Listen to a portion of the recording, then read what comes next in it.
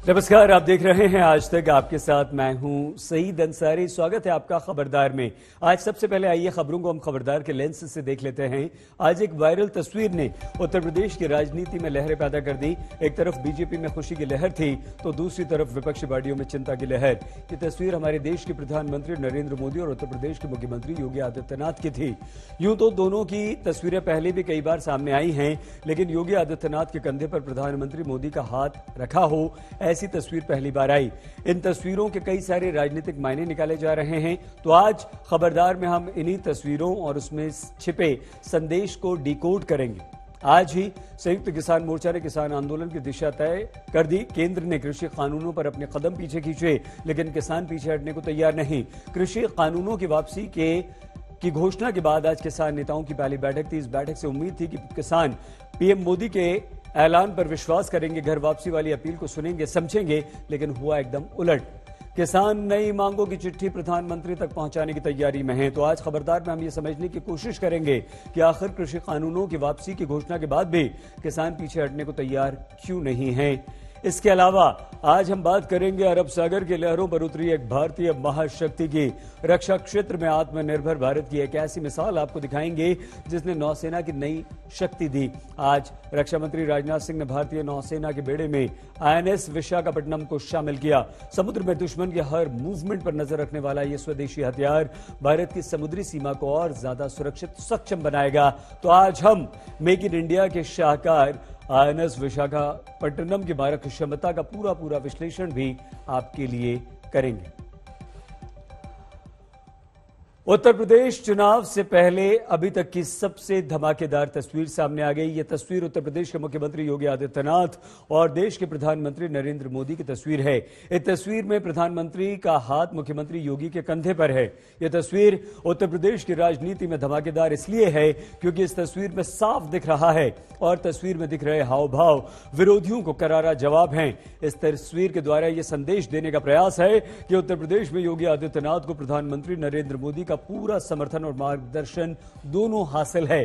तो जो लोग दोनों नेताओं के बीच मनमुटाव की खबरें उड़ा रहे थे, अटकलें लगा रहे थे, अब वो ये तस्वीर और इसके मायने को समझकर चुप हैं।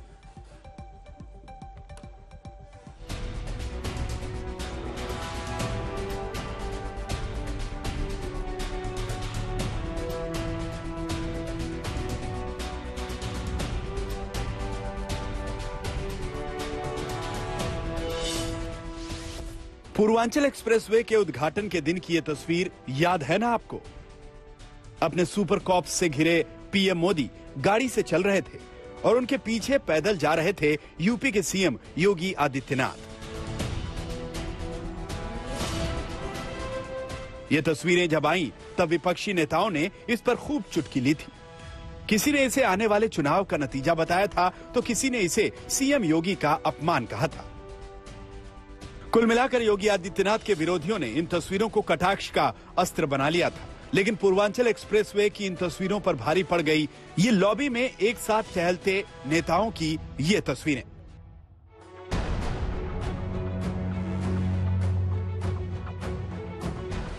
प्रधानमंत्री नरेंद्र मोदी और सीएम योगी आदित्यनाथ की ये तस्वीर अपने सभी विद्रोहियों को ब्रह्मास्त्र की तरह चोट दे रही है। यूपी के राजभवन में पीएम मोदी और सीएम योगी की यह तस्वीर इस जोड़ी की ताकत को दिखाती है। पहली तस्वीर में सामने से आते पीएम मोदी अपने कुछ सुझाव सीएम योगी को बताते नजर आ रहे हैं। उनका दायां हाथ सीएम योगी के कंधे पर है। दूसरी तस्वीर लौटते समय की है। इस बार भी टहलते हुए पीएम मोदी योगी आदित्यनाथ को कुछ बता रहे हैं, जिसे योगी आदित्यनाथ बड़े ध्यान से सुन रहे हैं। इस बार पीएम मोदी का बायां हाथ सीएम योगी के कंधे पर है। ये तस्वीर बता रही है कि पीएम मोदी किसी बड़े भाई की तरह सीएम योगी को कुछ समझा रहे हैं। कंधे पर रखा हाथ बताता है कि दोनों नेताओं के बीच किसी तरह की कोई गफलत या मनमुटाव नहीं है। इस तस्वीर को सीएम योगी ने अपने ट्विटर हैंडल से ट्वीट किया है। इसके साथ ही उन्होंने एक कविता भी लिखी है। ये कविता कुछ इस तरह है। हम निकले हैं प्रण करके, अपना तन मन अर्पण करके, जिद है एक सूर्य उगाना है, अंबर से ऊंचा जाना है, एक भारत नया बनाना है।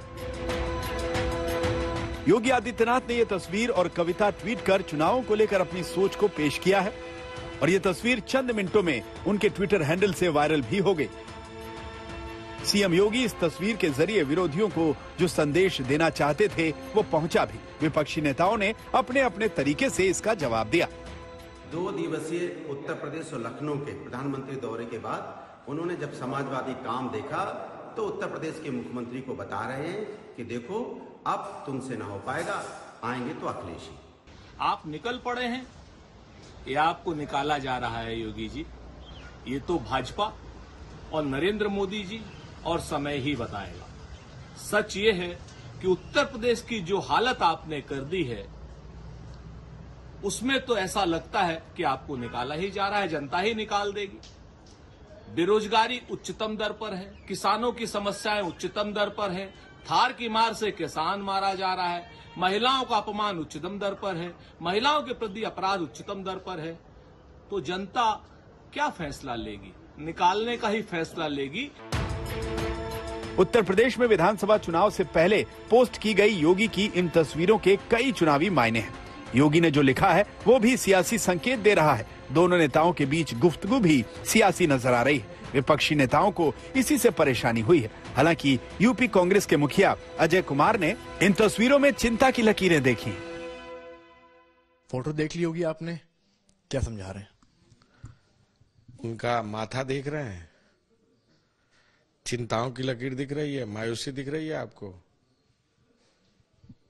यह स्पष्ट हो चुका है कि भारतीय जनता पार्टी उत्तर प्रदेश में हार रही है और जिस तरह की चिंताएं उनके चेहरे पर, उनकी मायूसी उनके चेहरे पर, जो स्पष्टता उनके चेहरे पर दिखाई दे रही है, सवाल बिल्कुल साफ है कि जितने वादे किए भारतीय जनता पार्टी ने, चाहे किसानों के आय दोगुने, नौजवानों को रोजगार, महिला सुरक्षा, कानून व्यवस्था, हर मोर्चे पर फेल हो चुके हैं सरकार। और उनके चेहरे की चिंता है, चेहरे की मायूसी स्पष्ट है कि भारतीय जनता पार्टी पूरी तरह इस चुनाव को अपने हाथ से खो चुकी है। दोनों नेताओं के बीच चुनावी रणनीतिक चर्चा इसलिए मुमकिन हुई क्योंकि नरेंद्र मोदी लखनऊ में हैं। वो डीजीपी कॉन्फ्रेंस में हिस्सा लेने पहुंचे थे। हाल ही में वो झांसी भी गए थे, जहां तीनों सेनाओं को स्वदेशी हथियार सौंपे थे। उससे पहले पूर्वांचल एक्सप्रेसवे के उद्घाटन पर पीएम मोदी सुल्तानपुर गए थे, जहां उन्होंने यूपी की विपक्षी पार्टियों को घेरा था। यूपी में तो हालत ऐसे बना दिए गए थे कि यहां सड़कों पर राह नहीं होती थी, राह जनी होती थी। अब राहजनी करने वाले जेल में हैं और राहजनी नहीं, गांव-गांव नई राह बन रही है, नई सड़कें बन रही है। ये एक्सप्रेसवे यूपी के विकास का एक्सप्रेसवे है। ये यूपी की शान है, ये यूपी का कमाल है। मतलब यह है कि यूपी में पीएम मोदी की बढ़ती मौजूदगी यूपी के विपक्षी नेताओं के लिए चिंता बढ़ा रही है और इस तस्वीर के आने के बाद ये और बढ़ गई है। प्रधानमंत्री जी पता नहीं क्यों योगी जी को उनकी हैसियत बताने में लगे। पहले उन्होंने सड़क पे पैदल कर दिया। पिछले इतने वर्ष जितनी मेरी उम्र है, मैंने कभी किसी मुख्यमंत्री को इस तरह अकेला खड़े नहीं। और आज मुख्यमंत्री को सफाई देनी पड़ रही है कि प्रधानमंत्री के हाथ कंधे पे और सामने बता रहे हैं कि ये दरवाजा है, निकल लीजिए बाहर, आपके बस का नहीं है। और जो यूपी बीजेपी चीफ स्वतंत्र देव है, उन्होंने तो ट्वीट करा है कि प्रचंड जीत की ओर बढ़ते कदम।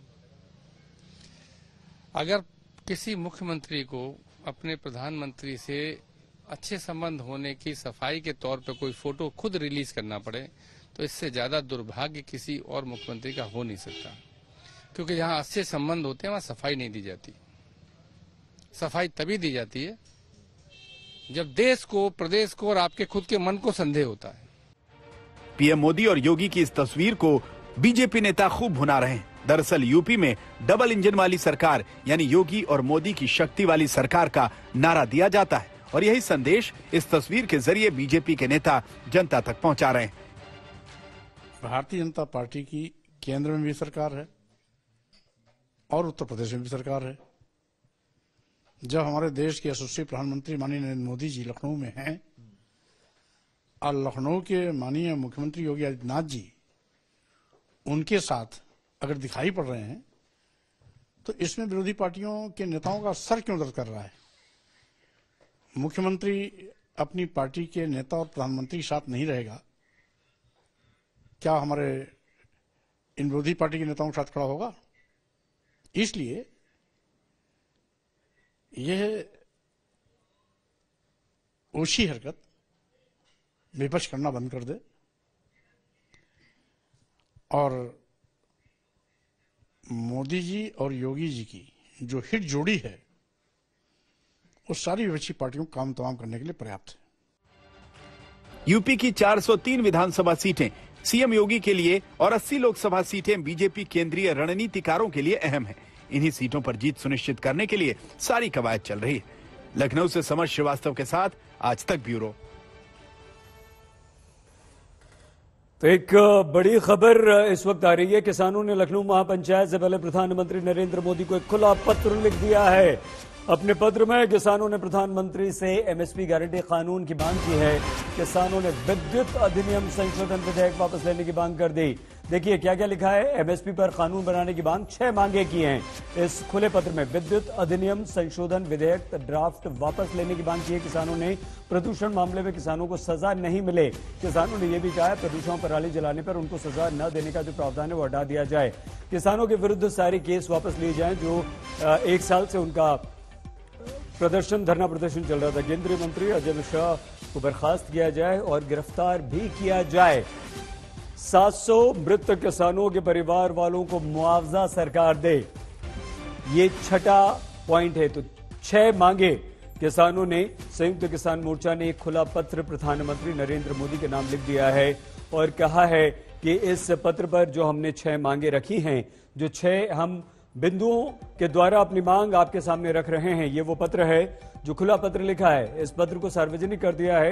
किसान मोर्चा ने पत्रकारों को दे दिया है। प्रधानमंत्री नरेंद्र मोदी के सामने 6 मांगे रख दी हैं किसानों ने। इस वक्त की बड़ी खबर ये, और अब से कुछ देर पहले ही ये पत्र जारी किया गया। तीनों कृषि कानूनों को काला कानून बताकर जो आंदोलन शुरू हुआ उसको खत्म करने की अपील प्रधानमंत्री नरेंद्र मोदी ने क्षमा मांगते हुए की थी। उन्होंने किसानों की मांगे भी मान ली, तीनों कृषि कानून वापस भी ले लिए और ये अपील भी की कि किसान अब ये धरना प्रदर्शन छोड़कर शांतिपूर्वक अपने अपने घरों को लौट जाएं।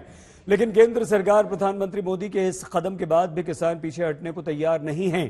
किसानों ने पहले से तय अपनी रैलियों प्रदर्शनों की योजनाओं को जारी रखने का निर्णय किया है। इसके अलावा मांगों की एक और लंबी लिस्ट जारी कर दी है, एक पत्र के द्वारा केंद्र सरकार तक पहुंचाया।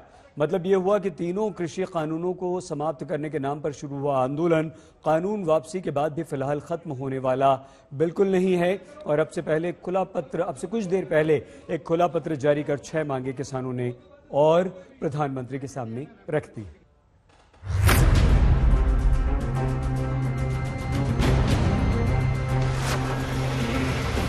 किसानों की इस बैठक का इंतजार सरकार भी कर रही थी, लेकिन जिस संदेश की उम्मीद थी वो नहीं मिला। हाल ही में पीएम मोदी ने उन कृषि कानूनों को वापस लेने का ऐलान किया था, जिसकी वजह से ये प्रदर्शन शुरू हुए थे। उन्होंने घर वापसी की भी अपील की थी। मैं आज अपने सभी आंदोलनरत किसान साथियों से आग्रह कर रहा हूं, अब आप अपने अपने घर लौटे, अपने खेत में लौटे, अपने परिवार के बीच लौटे। आइए एक नई शुरुआत करते हैं। उम्मीद तो ये थी कि इस अपील और फैसले का असर होगा, लेकिन किसानों पर क्या असर हुआ वो सुनिए। एक ये फैसला हुआ कि जो प्रोग्राम पहले से तय किए गए हैं एसकेएम की तरफ से वो कंटिन्यू करेंगे, वो बाकायदा जारी रहेंगे। 22 को लखनऊ में किसान पंचायत होगी और 26 का प्रोग्राम सारे बॉर्डर्स पे हर जगह पे वो बड़ी गैदरिंग्स होंगी और 29 का वो जो पार्लियामेंट कूच है वो that stands as it is, वो अभी वैसे ही रहेगा। मतलब ये है कि जिन कृषि कानूनों के विरोध में देश भर के किसान पिछले 1 साल से दिल्ली की सीमाओं को घेरे हुए हैं, जिन कृषि कानूनों के विरोध में कई आंदोलनकारियों के गुस्से की झलक 26 जनवरी पर नजर आई थी, उन कृषि कानूनों को वापस लिए जाने के बाद भी आंदोलन खत्म नहीं होगा। यानी आम लोगों की परेशानियां फिलहाल खत्म नहीं होंगी। 22 नवंबर यानी लखनऊ में किसानों की रैली होगी। 26 नवंबर को दिल्ली के सारे बॉर्डर पर किसान प्रदर्शनकारी मौजूद रहेंगे। 28 तारीख को महापंचायत भी होगी। 29 नवंबर को संसद तक ट्रैक्टर रैली भी की जाएगी। मतलब ये है कि किसान फिलहाल अपनी असली मांग के माने जाने के बावजूद अपने घर नहीं लौटेंगे। हमारी मीटिंग हुई है, उसमें हमने तय किया है कि साल होने के ऊपर 26 तारीख को बॉर्डरों के ऊपर हरियाणा के पूरे क्षेत्रों के से यहाँ पर किसानों को बुलावा भेजा जाएगा और उनके साथ जो लगते प्रदेश हैं जैसे उत्तर प्रदेश, राजस्थान, पंजाब, उन सभी साथियों से अनुरोध किया जाएगा कि वो हमारे साथ आकर मिलकर यहाँ पर भीड़ बढ़ाने का काम करें। और 29 नवंबर का जो आगे का प्रोग्राम है वो बड़ा स्कीम तय कर चुका है, उसमें हम सम्मिलित होंगे। सबसे अहम मुद्दा है कि 670 के लगभग किसान हमारे यहाँ शहीद हो चुके हैं, उनको उनका हक दिलवाना है, उनका पुनर्वास के लिए बात करनी है। और सबसे अहम बात है कि बहुत से नौजवानों के ऊपर इन्होंने झूठी धारा लेकर केस किए हैं, तो उनका जो निपटारा है उसके लिए हम बात करेंगे और अपना पक्ष रखेंगे और हर सारा देश एकजुट है और आंदोलन अभी चलता रहे। ठीक है।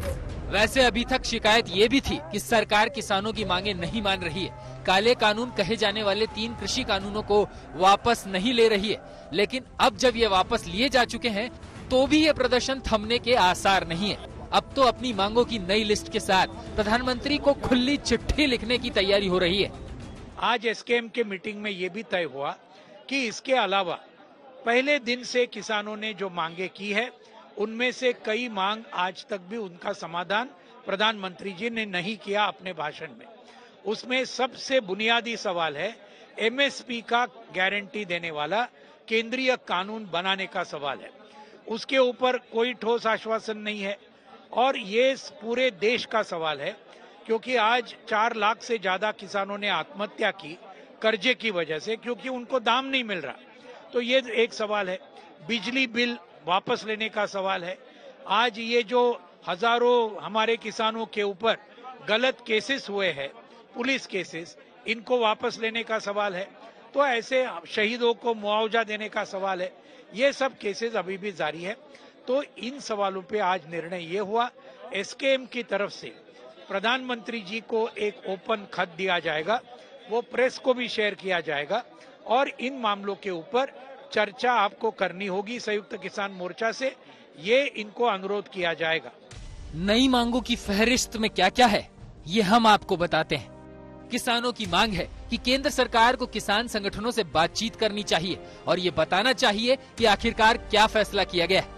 किसानों की एक मांग ये भी है कि जो फैसला लिया जाए वो एक कमेटी के जरिए ही लिया जाए।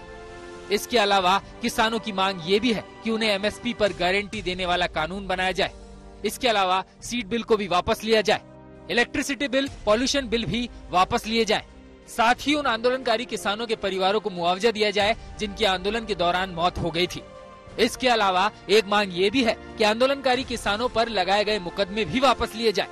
3 कानून के अलावा जो एमएसपी और पराली पोल्यूशन के ऊपर था, बिजली शोध बिल था और डीजल का 50% करना का है, जो किसान शहीद हुए हैं उनका जो केसेस हैं उनकी बात करिए। इसकी तरह की खुली चिट्ठी प्रेस के थ्रू, मीडिया थ्रू जाएगी।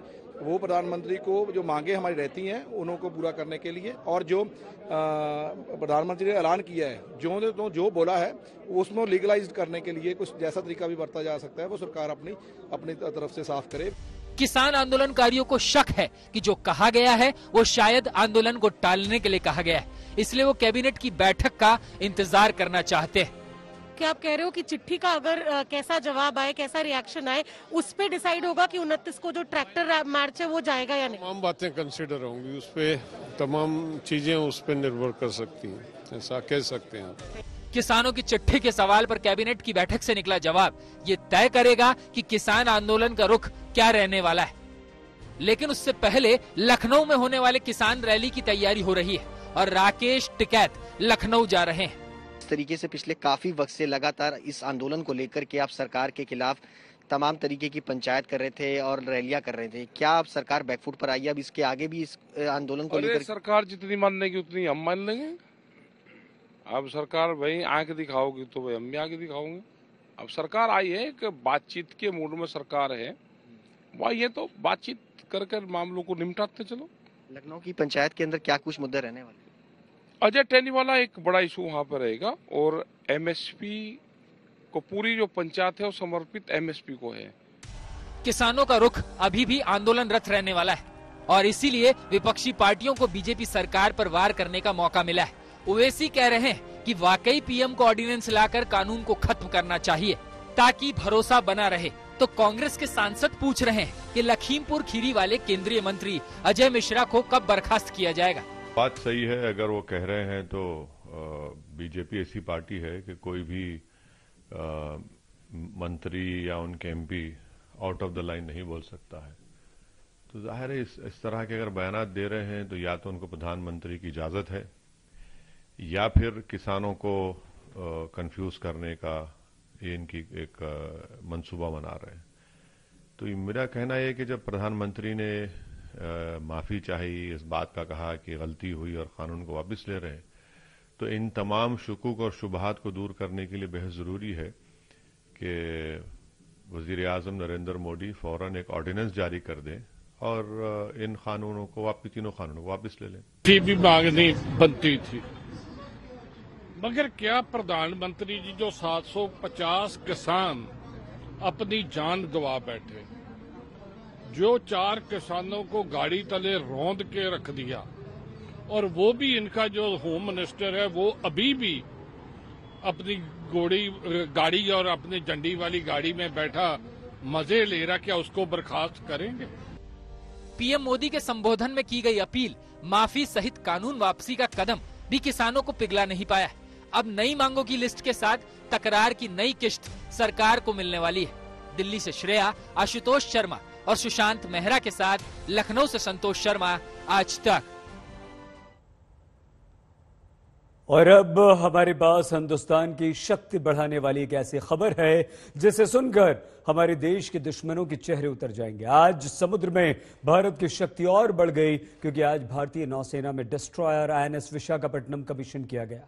मुंबई के नेवी डॉकयार्ड पर हुए समारोह में देश के रक्षा मंत्री राजनाथ सिंह ने आईएनएस विशाखापट्टनम को भारतीय नौसेना को सौंप दिया है। सबसे विशेष बात यह है कि यह worship make in India mission के तहत स्वदेशी तकनीक से बनाया गया।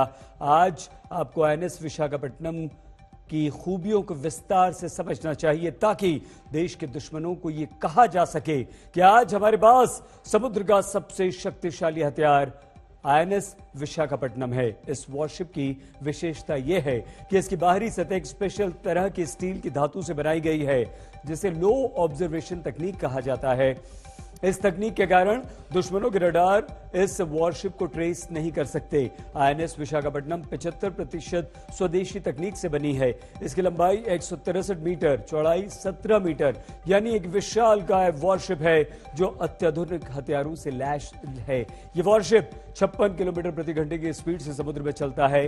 अगर इसकी स्पीड 26 किलोमीटर प्रति घंटा कर दी जाए तो इसकी रेंज बढ़कर 4000 नॉटिकल माइल्स यानी कि 7400 किलोमीटर हो सकती है।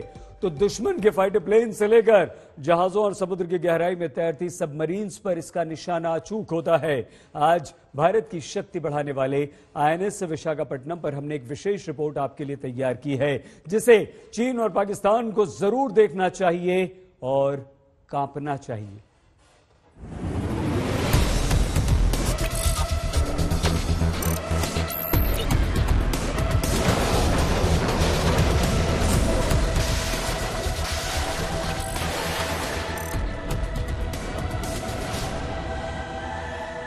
ये समंदर का वो शहंशाह है जो दुश्मन की जल समाधि बना सकता है।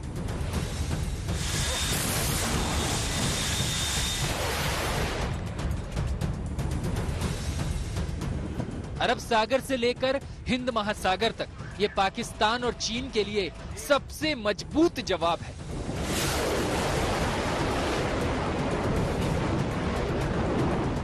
ये आत्मनिर्भर भारत मिशन के तहत दुनिया के सबसे दमदार वॉरशिप में से एक है। नाम है destroyer INS Visakhapatnam.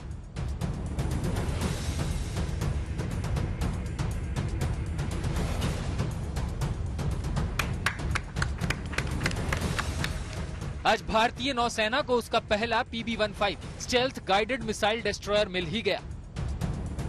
INS Visakhapatnam एक ऐसा वॉरशिप है जिसकी खूबियां सुनकर देश के दुश्मनों के पसीने छूट जाएंगे।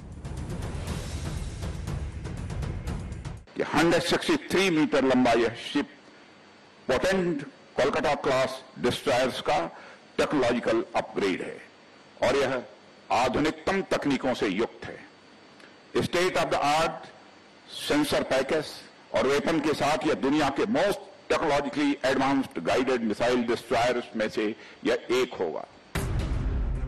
स्वदेशी तकनीक से तैयार इस डिस्ट्रॉयर में भारत की सबसे ताकतवर मिसाइल ब्रह्मोस और बराक मिसाइलें लगी हुई हैं। यानी ये वॉरशिप दुश्मन का जहाज देखते ही अपने डेक से एंटी एयरक्राफ्ट मिसाइल लॉन्च कर सकता है और पलक झपकते ही उसे तबाह कर सकता है।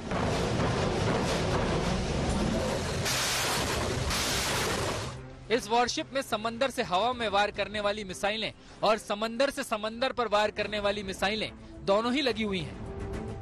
INS विशाखापट्टनम मॉडर्न वॉरफेयर के लिए सबसे आधुनिक जहाज माना जा रहा है, जहां पर इस पूरे जहाज में अलग अलग तरीके की मिसाइल्स, एंटी एयरक्राफ्ट गन्स और बाकी गन्स के साथ साथ सबसे आधुनिक रडार भी लगा हुआ है, जिसके चलते दुश्मन इस शिप को पकड़ने में नाकाम हो सकते हैं। ये है ब्रह्मोस मिसाइल वाला हिस्सा, जहां पर ब्रह्मोस मिसाइल रखी गई हैं। यहाँ पर 8 मिसाइल्स हैं और यहाँ पर 8 मिसाइल्स हैं। ये मिसाइल जो दुश्मन हैं उनको पूरी तरीके से निस्तनाबूद करने में एकदम पूरी तरह सक्षम है। वैसे में इन मिसाइलों को दुश्मन की रेंज से बचाने के लिए इनको पूरी तरीके से कवर किया गया है और ये हिस्सा पूरे शिप का सबसे महत्वपूर्ण हिस्सा है, क्योंकि इस हिस्से में वो मिसाइल रखी गई हैं जो दुश्मनों को पूरी तरीके से तबाह करने में सक्षम है। PB-15 stealth guided missile destroyer INS Visakhapatnam को आत्मनिर्भर भारत अभियान के तहत मझगांव डॉक शिप बिल्डर्स ने बनाया है। इस वॉरशिप में मिसाइल और रडार सिस्टम की मदद से और फाइटर प्लेन से लेकर सबमरीन तक सब पर सटीक निशाना लगाया जा सकता है। इस वॉरशिप में 16 एंटी शिप या लैंड अटैक ब्रह्मोस मिसाइलें लगाई जा सकती है, जिससे 150 किलोमीटर की दूरी पर मौजूद दुश्मन के जहाज को भी तबाह किया जा सकता है। इसके अलावा INS विशाखापट्टनम में 32 एंटी एयर बराक मिसाइलें तैनात की जा सकती हैं, जिनकी रेंज 100 किलोमीटर है। इतना ही नहीं, INS विशाखापट्टनम पर एक 76 मिलीमीटर की OTO मेरोला तोप और 4 AK-603 CIWS गन लगी है, जो दुश्मन के जहाज, मिसाइल या फाइटर प्लेन पर अचूक वार कर सकती है। ये जहाज आज के दुनिया में वन ऑफ द बेस्ट जहाज है, जिसके अंदर सबसे पोटेंट और प्रूवन मशीनरी फिट हुआ है। मशीनरी के नज़रिए से देखा जाए तो ये जहाज 7,400 टन लगभग है और इस 7,400 टन के जहाज को लगभग 32 नॉट्स यानी कि 56 किलोमीटर प्रति घंटे की रफ्तार से प्रोपेल करना इस जहाज की काबिलियत है। उसके अलावा जहाज के अंदर 4.5 मेगावाट के लगभग पावर जनरेट हो सकती है। इसके अलावा जहाज के अंदर 180 टन के 6 AC प्लांट हैं जो पूरे जहाज को ठंडा रख सकते हैं। जहाज के अंदर जो एक सबसे इम्पॉर्टेंट अपग्रेड या जो इम्प्रूवमेंट है वो है जहाज का integrated machinery, integrated platform management system IPMS जिसे कहा जाता है, जिसके द्वारा जहाज की सारी मशीनरी, चाहे वो प्रोपल्शन हो, पावर जनरेशन, ऑक्सिलरी या डैमेज कंट्रोल मशीनरी, सब हम एक स्क्रीन से मॉनिटर भी कर सकते हैं और कंट्रोल भी कर सकते हैं। INS विशाखापट्टनम दुश्मन की बर्बादी का एक कंप्लीट पैकेज है। फिर चाहे दुश्मन फाइटर प्लेन से, आसमान से या सबमरीन के जरिए समंदर की गहराई से हमला करे, वो INS विशाखापट्टनम के अचूक निशाने से बच नहीं पाएगा। इस वॉरशिप में 533 मिलीमीटर की 4 टॉर्पीडो ट्यूब्स और 2 RBU 6000 anti submarine rocket launcher लगे हैं। यानी जमीन, हवा और पानी तीनों जगहों पर मौजूद दुश्मन इस वॉरशिप पर हमला करने से पहले 100 बार सोचेगा। इसमें सुरक्षा के लिए DRDO द्वारा बनाया गया इलेक्ट्रॉनिक वॉरफेयर शक्ति EW स्वीट और कवच चैफ सिस्टम लगा है, ताकि दुश्मन के हमलों को चकमा दिया जा सके। विशाखापट्टनम का वो हिस्सा दिखाएंगे हम, उस जंगी जहाज का वो हिस्सा दिखाएंगे जो IRL डेक के नाम से जाना जाता है। ये डेक जो है वो सबसे खतरनाक इसके लिए है क्योंकि इस हिस्से में रॉकेट लॉन्चर मिसाइल्स दागने के लिए मशीनें लगाई गई हैं। ये सबसे खतरनाक हिस्सा है पूरे शिप का क्योंकि इसके साथ दुश्मन जो है वो भिड़ने की कोशिश नहीं कर सकता क्योंकि लगातार इसी मशीन के द्वारा रॉकेट लॉन्चर को फायर किया जाएगा और दुश्मनों की नाक में दम किया जाएगा। यहाँ पर तकरीबन 10 रॉकेट लॉन्चर की स्पेस एक मशीन में दी हुई है, दूसरे मशीन में 10 रॉकेट लॉन्चर की जो जगह है वो दी हुई है। सबसे खतरनाक जो हिस्सा है इस पूरे शिप का विशाखापट्टनम का वो यही है। विशाखापट्टनम की सबसे बड़ी खासियत यह है कि इसमें TACS यानी टोटल एटमॉस्फेरिक कंट्रोल सिस्टम लगाया गया है जिससे जहाज पर किसी भी तरह का रासायनिक, जैविक और परमाणु हमले से बचा जा सकता है। इसके अलावा वॉरशिप में state of the art sensor लगे हैं जो दुश्मन के हथियारों का आसानी से पता लगा सकते हैं। ये सेंसर्स ऐसे डेक में लगाए गए हैं जिन्हें दुश्मन देख नहीं सकते। इस वॉरशिप की एक खासियत ये भी है कि इस वॉरशिप में बैटल डैमेज कंट्रोल भी लगाए गए, यानी युद्ध के दौरान अगर जहाज के किसी हिस्से में नुकसान हो तो पूरा वॉरशिप काम करना बंद नहीं करेगा। तो इस जहाज़ की खासियत यह है कि हर फॉर्म में जनरली ये सिमिलर है 15 अल्फा के साथ, लेकिन काफ़ी इसमें जो भारत का लोकल कंटेंट है, इंडिजिनस कंटेंट है, वो है दैट इज़ ओवर 75%। ये एक टाइम टेस्टेड गन है। ये 15 किलोमीटर तक इसका गोला दागा जा सकता है और ये प्रिसिशन के साथ इसका गोला ऑर्डिनेंस टारगेट पे हिट करता है। इसकी कैपेबिलिटी है और ये स्टैंडर्ड फिट है हमारे जहाज़ पे। INS विशाखापट्टनम की खूबियों की लिस्ट बहुत लंबी है। इसकी एक और खास बात यह है कि इसकी बाहरी परत को एक स्पेशल स्टील की धातु से तैयार किया गया है जिसको लॉ ऑब्जर्वेशन तकनीक कहा जाता है। इस तकनीक की वजह से INS विशाखापट्टनम दुश्मनों के रडार से बच सकता है और युद्ध की स्थिति में इस वॉरशिप पर 2 वेस्टलैंड सी किंग या HAL ध्रुव हेलीकॉप्टर भी ले जाए जा सकते हैं। ग्लोबलाइजेशन के युग में रह रहे हैं। स्टेबिलिटी, इकोनॉमिक प्रोग्रेस और दुनिया के विकास के लिए rule based freedom of navigation, sea lanes की सिक्योरिटी इत्यादि पहले से कहीं अधिक महत्वपूर्ण हो गई है।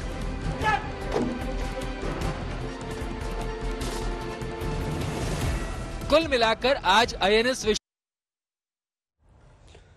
और अब हम आपको देशभक्ति से जुड़ी एक ऐसी खबर बताते हैं जिसे सुनकर आपके मन में संवेदना, सीने में शौर्य की भावनाओं का संचार होगा।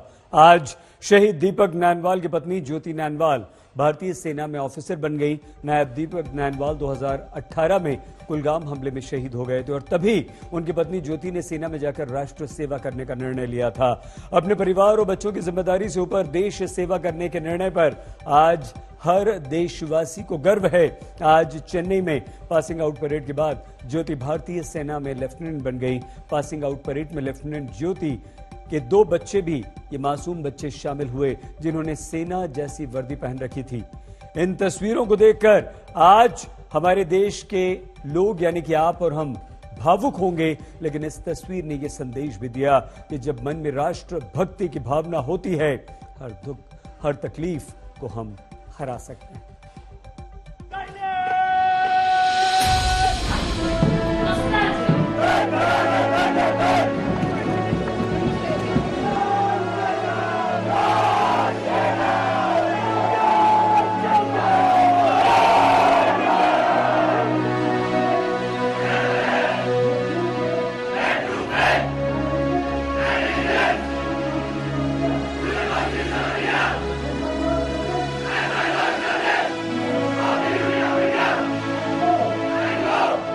ये हिंदुस्तान की सुरक्षा के लिए देश के नए सैनिकों की शपथ है।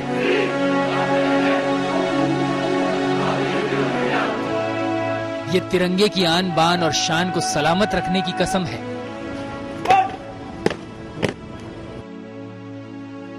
ये अपने शहीद पति को सच्ची श्रद्धांजलि देने की तस्वीर है। ये है शहीद नायक दीपक नैनवाल की पत्नी ज्योति नैनवाल, जो अब भारतीय सेना में लेफ्टिनेंट बन गई है। सिखाती है कि कभी गिव अप नहीं करना है और गिव अप ना करो तो हम आगे बढ़ते जाते हैं। ट्रेनिंग बहुत इजी हो जाती है। और ये है सर मेरे जिनके कर्नल MP सर, इनकी गाइडेंस से मैं यहाँ तक पहुँच पाई हूँ।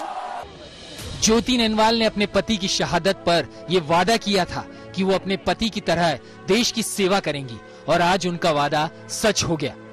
देहरादून की रहने वाली ज्योति नैनवाल ने 2018 में अपने पति नायक दीपक नैनवाल को खोया था। कुलगाम में हुए आतंकी हमले में दीपक नैनवाल गंभीर रूप से जख्मी हो गए थे और कई दिनों तक जिंदगी मौत की जंग लड़ते लड़ते इस दुनिया को अलविदा कह गए थे। ये वो वक्त था जब पूरे नैनवाल परिवार पर दुखों का पहाड़ टूट पड़ा था। इसके बाद भी ज्योति नैनवाल ने हिम्मत नहीं हारी। इन्होंने अपने हमसफर का सपना पूरा करने की जिद ठान ली थी।